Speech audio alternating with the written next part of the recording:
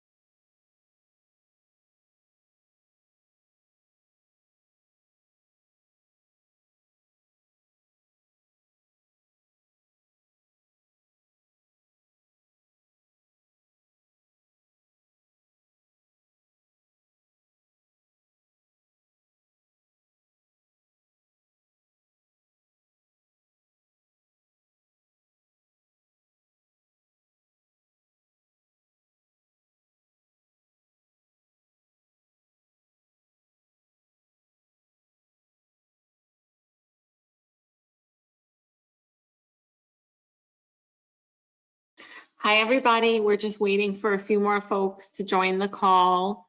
I'm going through right now to all my ELC folks. I'm unmuting you from my end, so give that a moment. You should be self-muted and we'll get started in just 1 minute. So give me just a moment.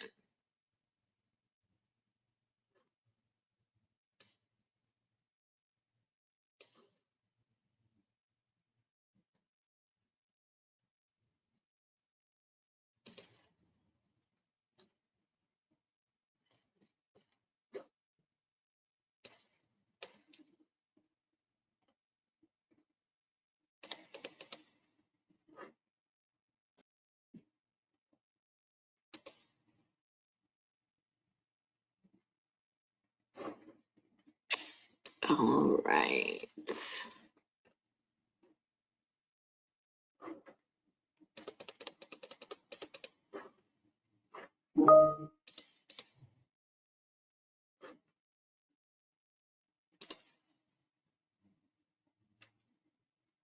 All right, well, welcome everybody. We're gonna get started.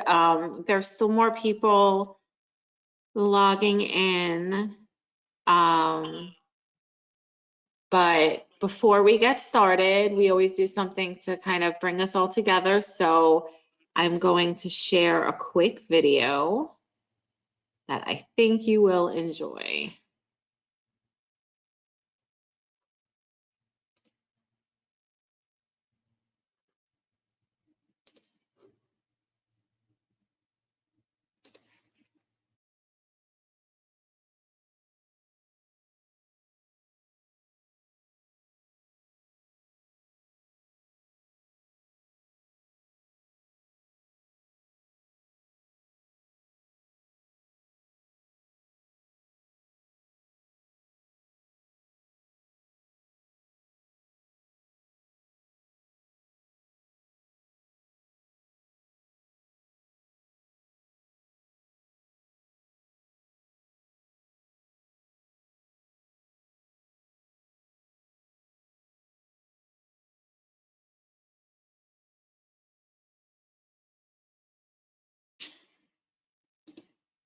So I hope you were able to see that and see how, we're all experiencing this pandemic and how it's now seeping into children's play.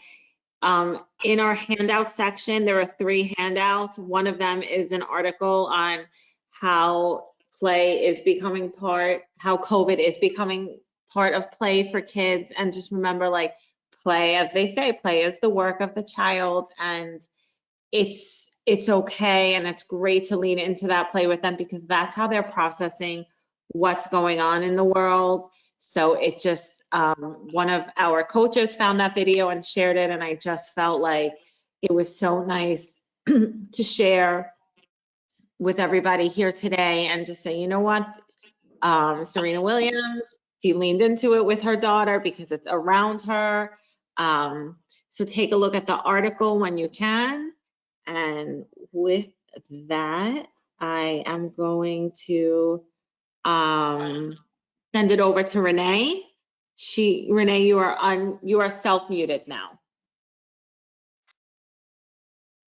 Okay, I think I've unmuted myself. Can you hear me, Allison? Yep, you're good.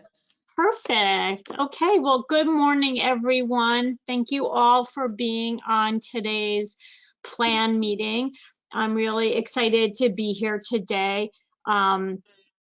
In light of the pandemic, there are some state meetings that generally take place Monday mornings. And so I've not been able to attend the plan meeting. So I appreciate your flexibility. We changed the time so that I can attend as much as possible. So thank you for your flexibility. I really just wanted to touch upon some things coming up in the future. I know that for so many of you, and certainly for all of us, the past 9 months have been an absolute roller coaster, and not a fun roller coaster, but a roller coaster full of stress, anxiety, uncertainty, financial concerns, and so many other emotions. Well, there have certainly been glimpses of good things that have come out of this unintentionally. I know the hardship has been huge, and I know that for the industry, for the childcare industry especially, the impacts have been widespread, and not only to your programs, but also to our youngest learners, right? We know that the struggles and the pandemic are not over, and we know that the effects will be long lasting here in Broward, and of course around the country and the world. And but I am somewhat hopeful. I will tell you. I know we still have a lot ahead of us, but there is some hope. I believe, and that's kind of my message to you today. You may have seen in the news lately or over the past few months that this pandemic has really forced people to pay attention to the childcare industry, and as you all know, that has been long overlooked for years and years and years. And the attention and understanding of how the childcare industry works and the importance of early education is really coming to light. And I think more and more our leaders and our business industries are understanding how childcare impacts the economy and the workforce, and how essential it is that our children are prepared for kindergarten and beyond, and how essential it is not only for kindergarten, but in order to build our future leaders, right? So as a nation, I feel like we're on a precipice and about to see some really big changes. And that gives me a lot of hope right now. I'm seeing childcare now as a national issue. I'm seeing so much more serious support on a federal level from both parties who are acknowledging the importance of early education. I don't know if you had the opportunity to see it, but there was an article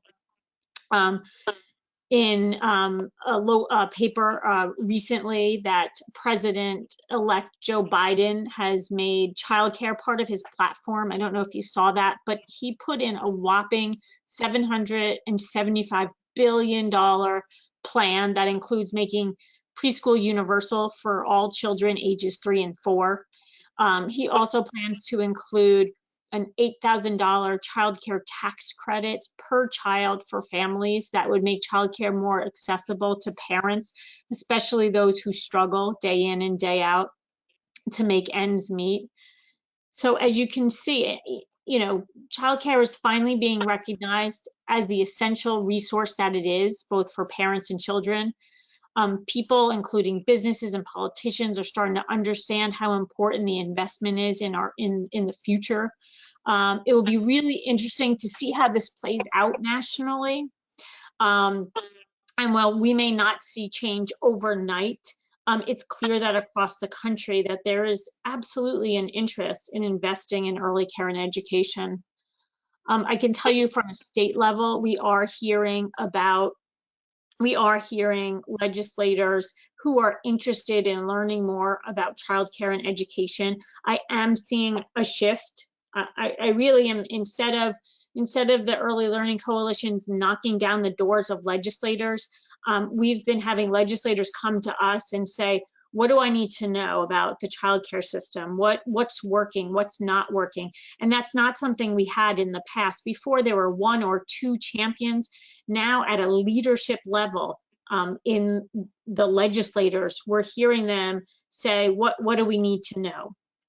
And that's amazing that that's happening. Again, we're going to talk about legislative priorities later during this meeting. Pablo's going to head up a discussion about it, but I thought it important for you to know that there is this shift and that there is chatter in Tallahassee and throughout the state from lawmakers who are following the national interest and asking more questions. And they're reaching out to the ELCs across the state and asking, what do we need to know? How can we advocate more for the early learning community? And that's truly something to be hopeful about. Additionally, I can tell you that the 30 coalitions around the state are jointly putting out a statement to the governor and the legislators to advocate for staff at child care centers to be included in the priority. They're calling it the A2 priority. It's the second priority for the vaccines. And that's for teachers. We are hoping that that will also include staff in childcare centers. We feel that that's important, that they have the option to be part of that group. And we are also pushing to see if there are waivers in VPK so that VPK providers can continue to provide the VPK program beyond the general end of the school year program, as we know that some programs started late or have not had achieved the hours. So these are things that are being discussed around the state.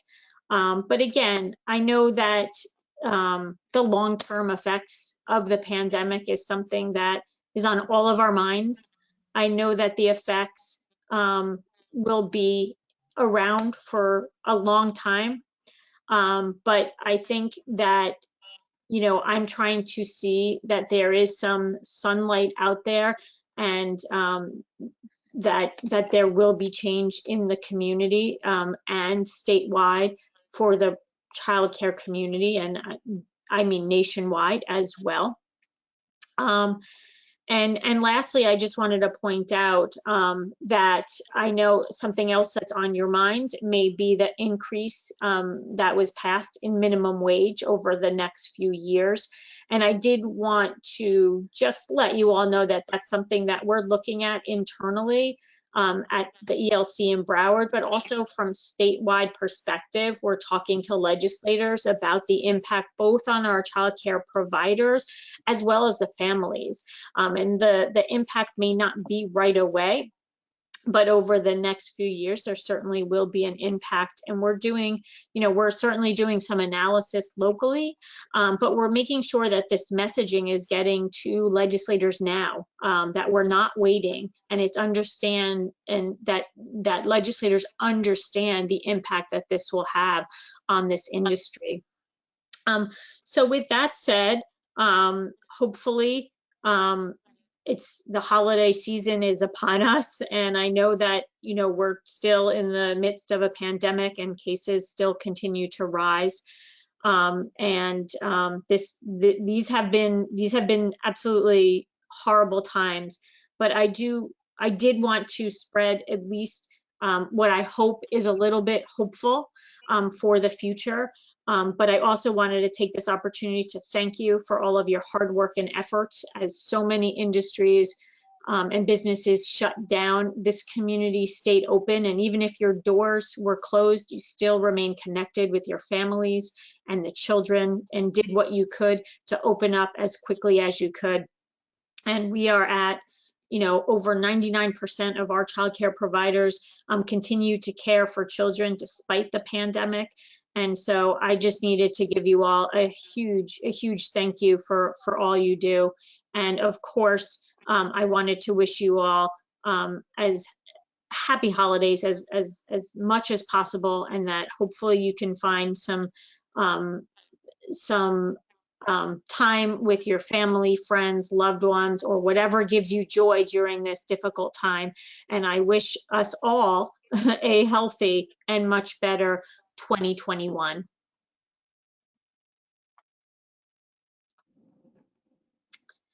Allison, Thank you, Renee. Yep, you're welcome. Okay. I'm just going to do a quick education update while I have the floor. We've been sending out emails about the quality performance system that you need to go in. If you already have a class assessment, please go in and keep updating your roster in there. There's directions on the website on how to do so. There's a video on how to do so. This is a new requirement as part of the SR contract. We'll keep reminding you, we'll keep directing you to the video. We just want to keep things current.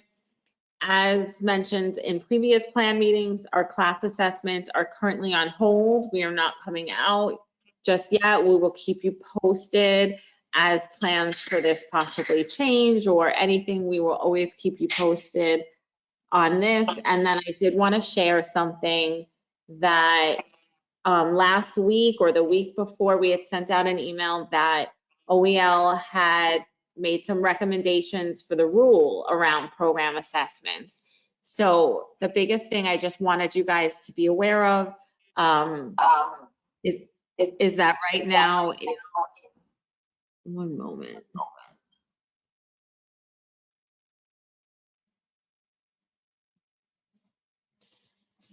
Okay, sorry about that.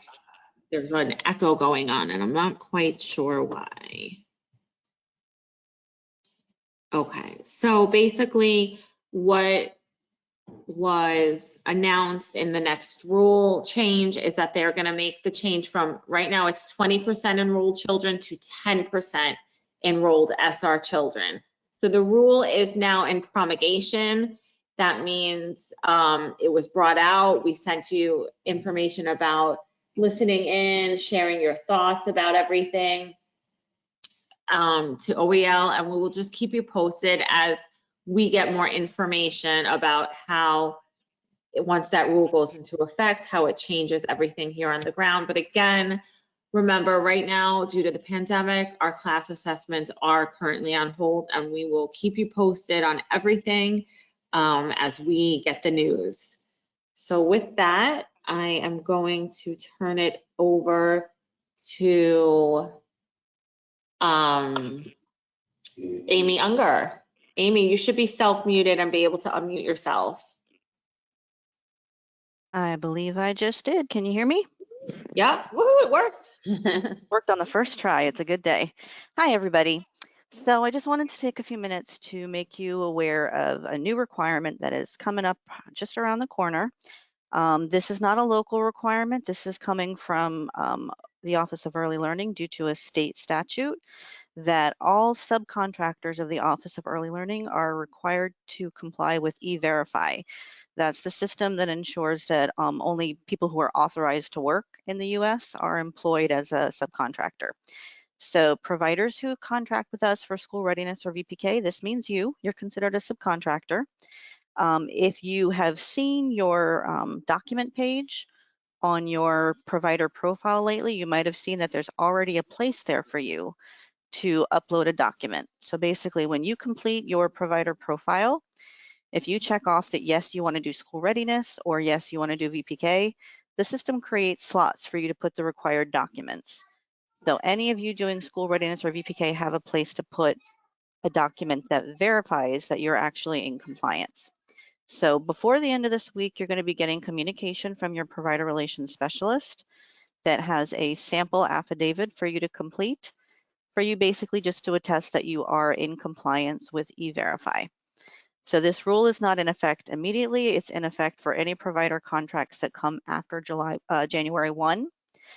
January 1, the provider profiles for 2021? For 21-22 will be available on the provider portal. So, you know, that provider profile is the first step in the contracting process.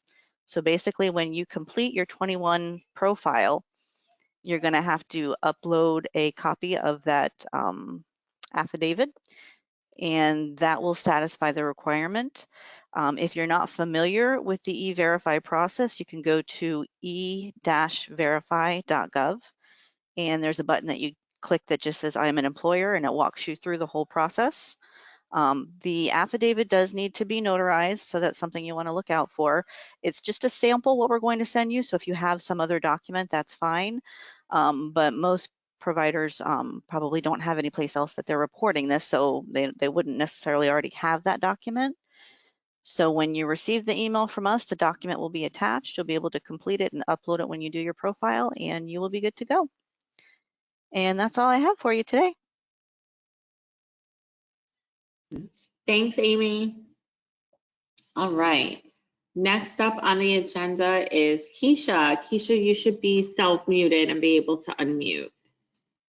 Let's see. Good morning, everyone. Yes, I am here. I just wanted to take a moment to speak with everyone briefly about our waitlist initiative. Our waitlist initiative began in November, where we started pulling families from the waitlist, and we continue to pull on a bi-weekly frequency beginning this month. And the great news is that we have actually pulled families that have applied for the waitlist as early as July of this calendar year. So I actually just spoke to one of the managers who manages this whole waitlist, and she's pulling today. And she said that brought her to the end of July, which is phenomenal. So what I would ask is that you strongly encourage your parents to apply for the waitlist, because they will be pulled quickly, just based on what we're seeing right now. So I wanted to share that with you. The actual date that we pull to and the number of children that will be sent to you either this evening or tomorrow by your provider relations specialist, so that you are kept in the loop as to what we're doing and who we are serving. So I just wanted to take the time to share that with the group.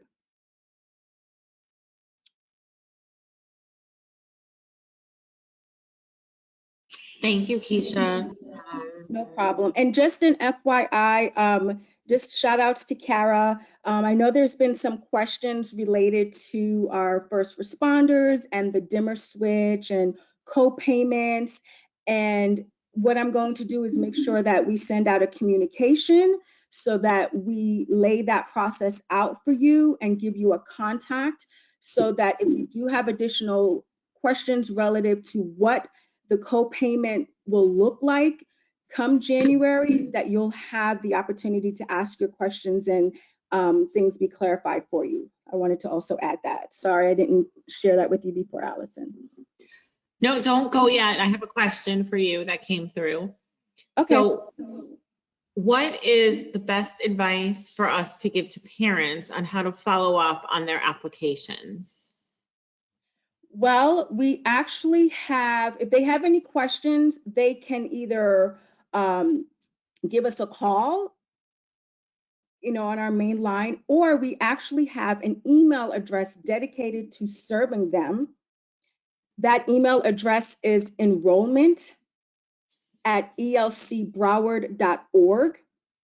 And we actually have a staff person that is solely responsible for responding to any and all inquiries that come through that email. Awesome. Thank you, Keisha. That's from me. And then we also have a thanks, Keisha, from Kara. So I'm just sharing. Thank you, Kara. You're the best.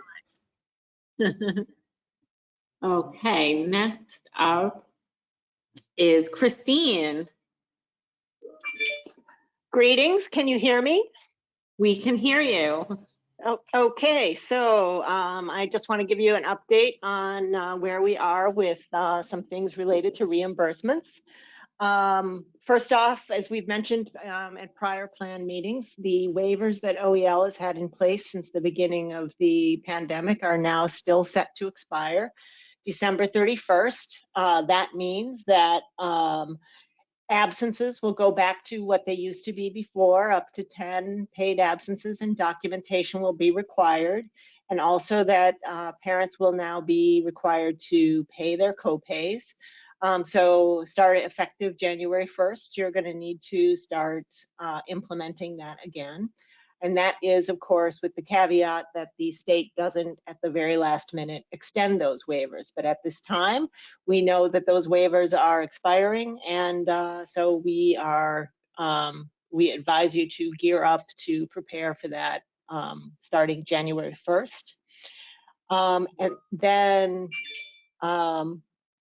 the other issue is that we are going to be, we're getting now to the end of the line of calculating what we know about the EFS mod overpayments for last fiscal year, or for not last fiscal year, FY 18-19 and FY 19-20. And we will be preparing to send out communication to everybody about what those balances are that we determined. We are going to our board this month with sort of our plan for how we plan to roll that out. But just to give you a preview of what the plan is, the goal is to implement this with the least amount of pain and discomfort that we can manage in this process to providers as we go. The goal is, first of all, to share information about what we know about, or what we believe we know about those balances, and to give providers ample opportunity to respond and to help us correct the records if there is a necessity to do that. And then we have a whole bunch of tools in our toolkit about how to set up a plan so that we can recover any overpayments that we're required to recover in a way that doesn't overly disrupt your business. And so the goal is to be as customer focused as we can throughout this, and to make this as painless a process as possible given the circumstances, and to highlight communication, to always be trying to provide you with whatever information that you need to help you feel comfortable with the process. And to remember throughout all of this that this happened through no fault of any provider, that this is something that happened because of OEL, and it happened because of the way they rolled out their system. And they understand that, and they support our plan to be flexible and sensitive as we go. So you'll be hearing more about that after we formalize everything after the board meeting at the end of December, and then in January we'll begin to send out some communications. If you have any questions about that, of course, don't hesitate to contact me directly if you wish, or Sandra, and we will do our best to answer your questions. That's what I have. Thank you, Christine. Thank you. Thank you. Before I turn it over to Howard, I just noticed that we have actually our VPK trainer from OEL, Anna Roa, and her new partner, Carla, from OEL. So I just wanted to shout them out. we look forward to when you guys will be doing in-person trainings with our county again soon. So thanks for joining our call. And now I will send it over to Howard. Thanks, Allison, and hello, everyone.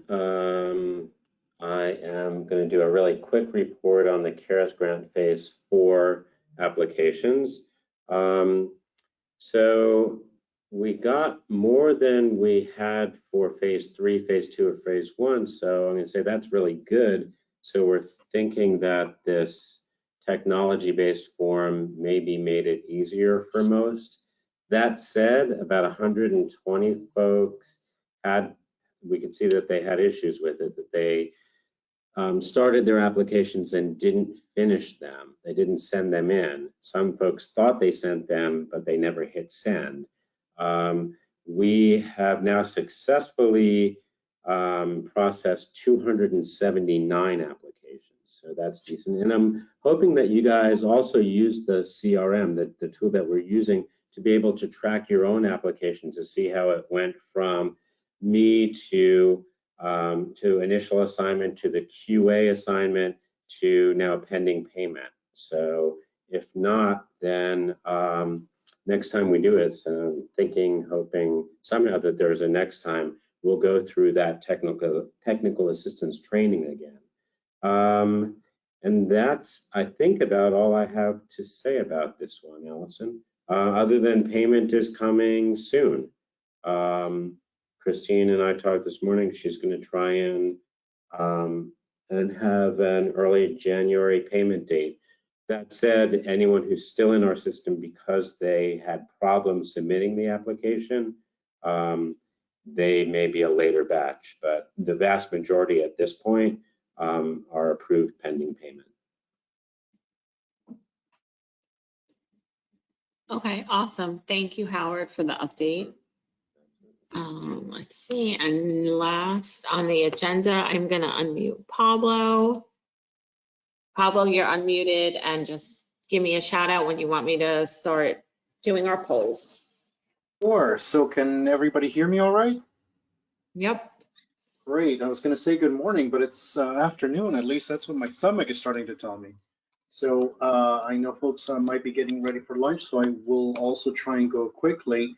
As many of you know, we had an election just recently, and while it had big changes at the national level, it also had impact on our local representatives at the state level and at the municipal level. There were 7 new members of the Broward Legislative Delegation. We had 6 new representatives and 2 new senators. I'm sorry, 4 and 5. And we'll be sharing the information because we wanted to make sure that folks knew who their representatives were. We'll have that posted on our website. But overall, this year, as Renee has said, the legislature is interested in looking at, the childcare industry as a whole, but particularly through the lens of how, like every other business in Florida, it's been so negatively impacted by the COVID response. By the COVID pandemic, and how our response and the assistance that we've been able to provide has helped many of the businesses to remain open and continue to serve families, what we've done for the frontline emergency responders and essential personnel. And one of the things we want to do is, when we're speaking to these elected representatives, is get a better sense for what are the things that, in your opinion, as owners and directors and teachers and educators, what you feel is the most important aspects in the 3 different categories. And we want to, in a little bit, put these up. So we are looking at prioritizing our advocacy because we know it's going to be a very busy, hectic session for the legislature.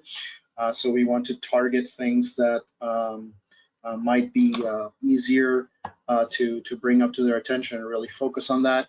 Having said that, there is a drive towards having better results and better accountability from OEL, the ELCs, and having more parental choice, and strengthening the information that gets shared in terms of provider performance and quality, and making information more easily accessible to the families as they're thinking about bringing their children back, putting the children in a virtual program, or maybe eventually going from one of the virtual programs to live in-person learning. So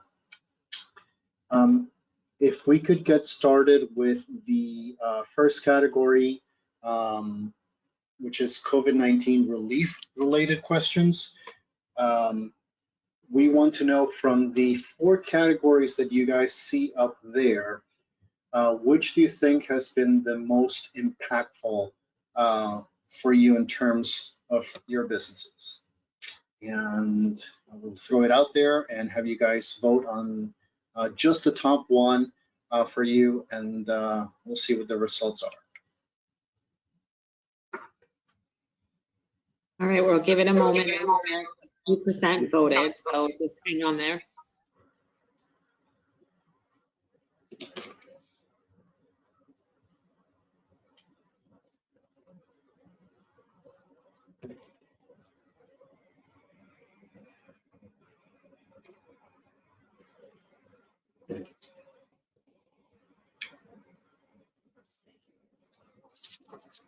So for this one, think about both what happened in the past with the funding that was available and the changes that were made, and what would still be helpful, most helpful in the future.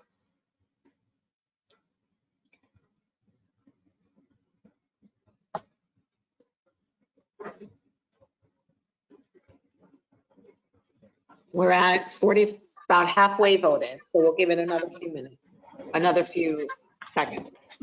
Okay, good.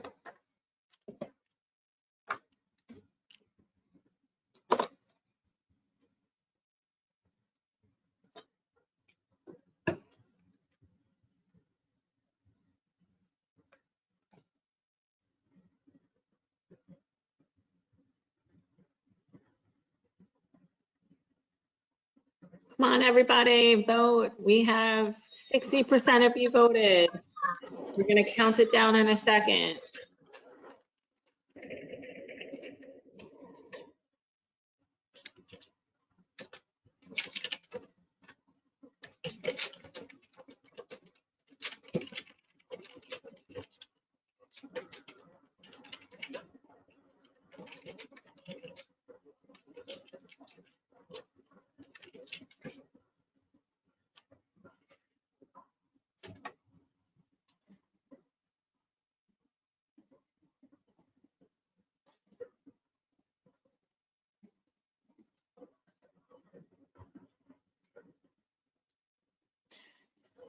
All right, we're at 70%, so I'm gonna count it down. So 10, 9, 8, 7, 6, 5, 4, 3, 2, 1. All right, I'm gonna close this one out and share the results so everyone can take a peek. Oh, wow, that's an interesting distribution. It looks about just under half and half for reimbursement based on enrollment, not just attendance. And then the grant funds for that are more flexible in terms of being able to be used for staffing, salaries, rent, and other costs. So that's interesting. I'm going to take a screenshot of this and save. And it looks like our top 1, top 2 choice were very close. So great. Thank you for everybody who responded. We will not be having any recounts for these, so no lawsuits or appeals. The next category is about the legislative proposals. These are things that And I'll give you a little bit more context. When we say quality and accountability, we're talking about measurements and what's being done with the measurements from things like the class assessment and the kindergarten readiness, how that's handled after they're already done. Training and professional development, obviously anything that we would provide or OEL through the ELCs would provide or separate trainings to center owners and directors and teachers in order to help them improve what they can provide to the children that they're serving. Assessments and evaluations, this is the front end of how those class assessments and other evaluations for either the center itself or for the children are being done. And then finally, funding and reimbursement. It's pretty self-explanatory how OEL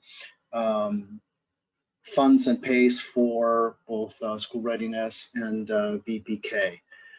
So please let us know what you think is the top thing that would matter to you the most, and that we should ask the Florida legislators to really focus on.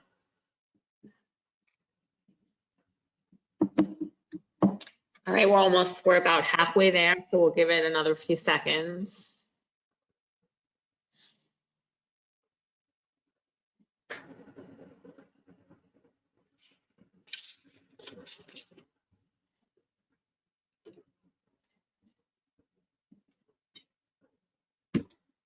All right, we're gonna count it down.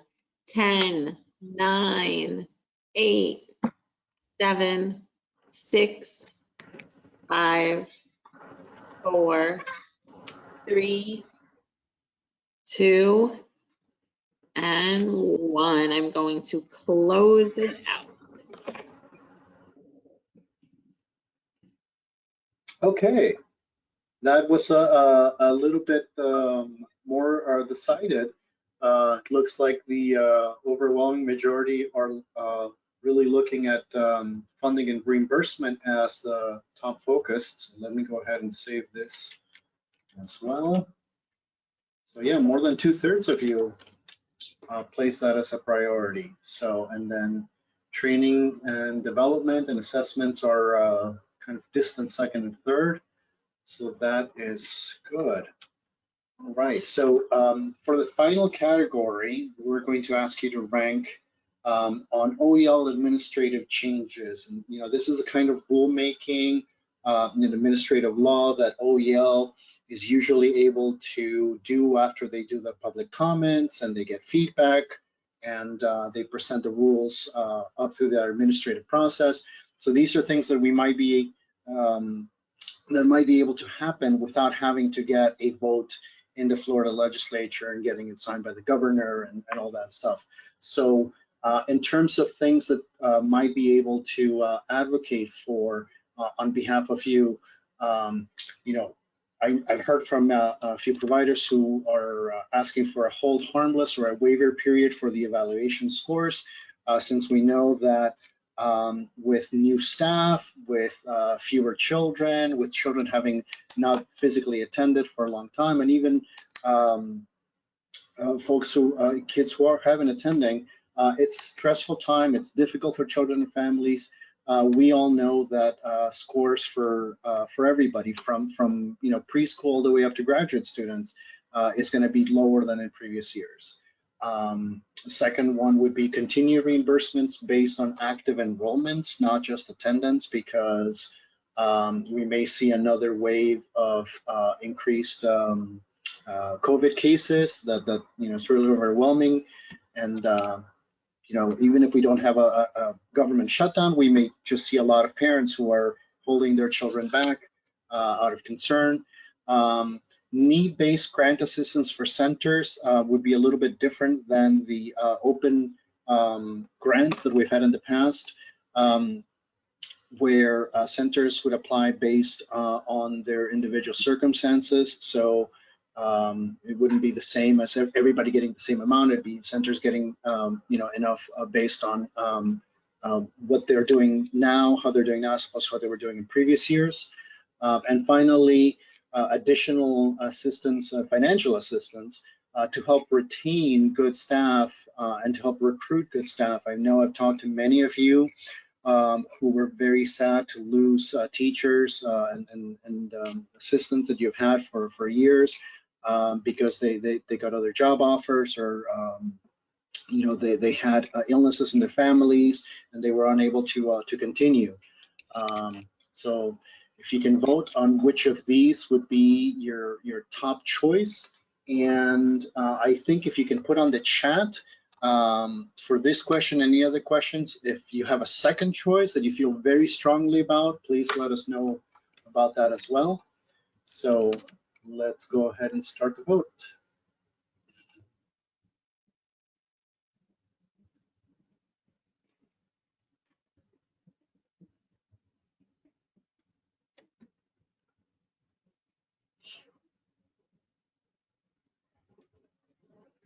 Allison, I feel we should play the Jeopardy music.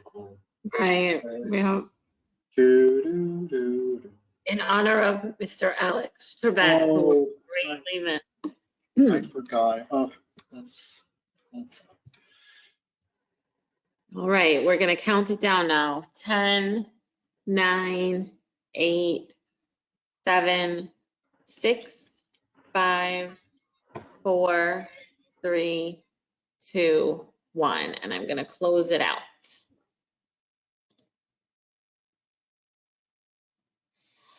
Okay. So not as much as the second question, but also fairly well decided.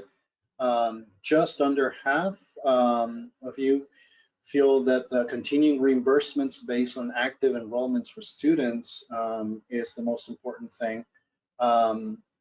So that lets us know what to keep in mind when we're speaking with folks at Tallahassee who can make these kinds of decisions. And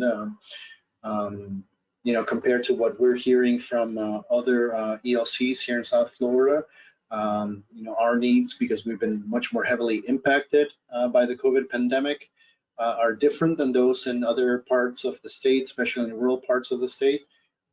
So we need to make sure that we can deliver this message and have them understand that it's different impact and much more serious for us, and that you have to take that into consideration. So looking over here in the chat, I don't know if anybody is able to type in there, but you all have my contact information if there's anything else that comes to your mind that you think you want us to be aware of and you want us to prioritize in terms of when we speak to administrative personnel or we speak to elected officials, please let us know.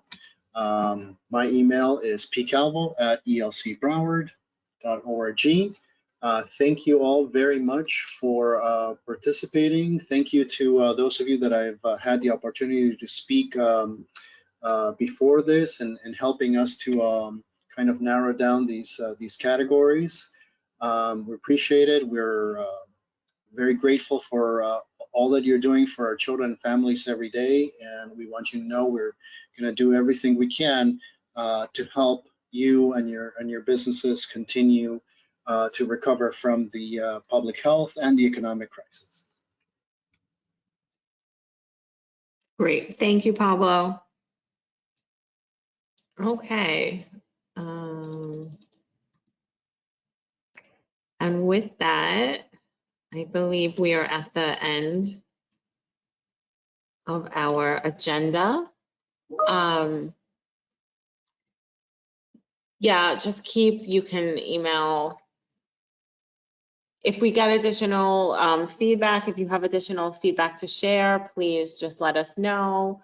Otherwise, we will keep sending you emails and keep calling us, and we'll keep calling you, and we will see you again for the next plan meeting on January 20th in 2021. And we will be excited for a fresh start for 21. And from all of us, again, just to reiterate, from the ELC, we wish you nothing but the best on this holiday season. We wish you all good health, good fortune, everything good to come your way, and we look forward to seeing you in January. So take care, everybody.